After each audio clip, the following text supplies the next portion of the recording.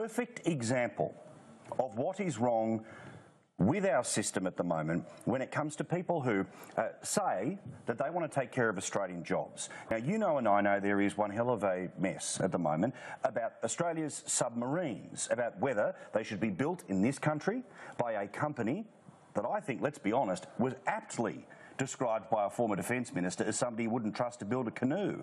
Why? Because they've taken too long and they've cost too much money and we still don't have the basic stuff done. But I think that his words were even more profound today when, despite the fact that this federal government closed the door on the idea of these things being built in South Australia, the deal was beginning to be done, the groundwork being laid, that the best people to do this are Japan. As Spearsy's shown you in the past couple of days here on PM Agenda. They are ready, they are willing, they are able, they can do it better and cheaper than here. And there will not be hundreds of people who lose their jobs because guess what? Once the submarines get here, they still need to be fixed here. They need to be, if they're upgraded, it's done here. It's not just sent all the way back to Japan to be fixed. But as a result of all of this, of course, and Bill Shorten and the rest standing up on the back of the trucks and carrying on and pretending that somehow letting the Japanese corporations build our submarines somehow, don't forget about World War II. They couldn't be trusted. So the almighty carry on with the jobs meant that there was a Liberal senator who was almost willing to blow up his political career and almost willing to flip a Prime Minister, trying to force the government to say, OK, we will have one more look at South Australia. That happened on Monday of last week. It is now Thursday of the following week, and this extraordinary piece of evidence given today at a Senate committee hearing showed that the CEO of the submarine building corporation that has billions of dollars on the line and allegedly hundreds of workers on the line is too lazy to get off their arse and even call someone once they are told by this politician, by the Defence Minister and by the Prime Minister that they've got a shot. Have a look at this.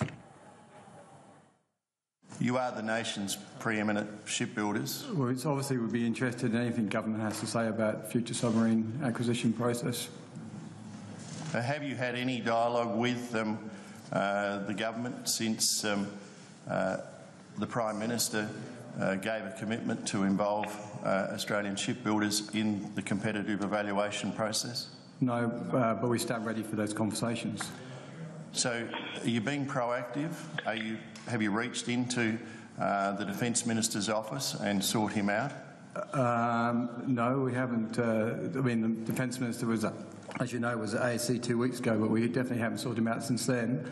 But in terms of proactive inside the organisation, certainly thinking about the future. Why aren't you kicking in the door?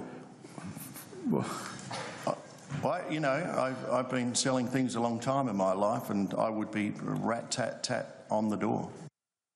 OK, so this bloke who was out of the race is back in the race, and he is one of 6 people in that company who earn at least $300,000. They hide their remuneration in their annual report. I looked at it just a couple of hours ago.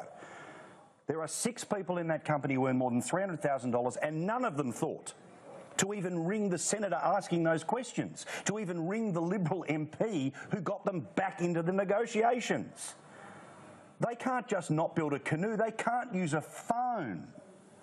But you know what happens when the government turns around and makes the decision to save money so they can reinvest it somewhere else, or to help pay off that ridiculous debt, or to maybe balance a budget that's $40.1 billion, spending more than we make.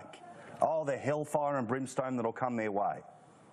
That is the company that can't get off its backside to fight for itself.